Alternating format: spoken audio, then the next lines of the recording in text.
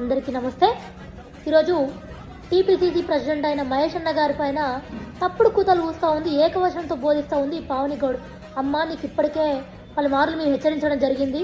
ఇంకోసారి అన్నని గనక నువ్వు తక్కువ చేసి మాట్లాడి ఏకవచనంతో మాట్లాడితే శాశ్వతంగా రాజకీయ జీవితానికి దూరం కావాల్సి ఉంటుందని చెప్పి మరీ హెచ్చరిస్తూ ఉన్నా. నీకేం తెలుసు మహేష్ అన్న గారి గురించి? 10 ఎకరాలేమో బడికి రాసిచ్చుడు, ఎకరం సబ్స్టేషన్కి రాసిచ్చుడు, సొంత ఊరు రుణం తీర్చుకోవడానికి ఆ ఊరికి 50 లక్షలు దుర్గామాత గుడికి విరాళంగా రాసిచ్చిండు.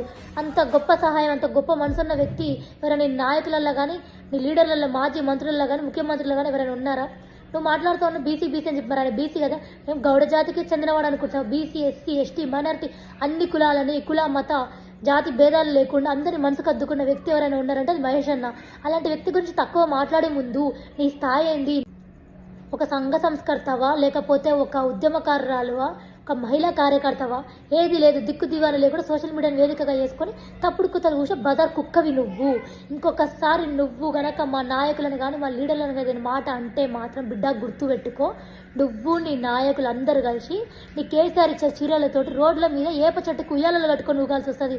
సౌడు భూమిలో ఇసుకెంతో నీ బతుకంతే, దేనికి పనికిరావు రెండు. అలాంటి నువ్వు మాట్లాడే మాటలు మహేష్ అన్న కార్యకర్తలు మేము కాబట్టి తిట్టి వదిలేస్తూ ఉన్నాం. ఇక నికార్సైన మా అన్నలకి ఇంత మాత్రం ఆడదానమని కూడా చూడకుండా చెప్పులు మెడలేసి యావత్ తెలంగాణ రాష్ట్రం తిప్పాల్సి వస్తుంది. బిడ్డ, ముఖానికి గుడ్లు కొట్టి ఊరేగిస్తా అనుకుంటున్నావేమో. నీ నాయకులకు 2 సార్లు జరిగింది, నీకు మరి 3వ సారి జరగబోతూ ఉంటుంది. నీకోసం టైం వేస్ట్ చేసుకునే వేస్ట్ ఫాల్తు ముఖం దానా. జర గుర్తు తెచ్చుకో.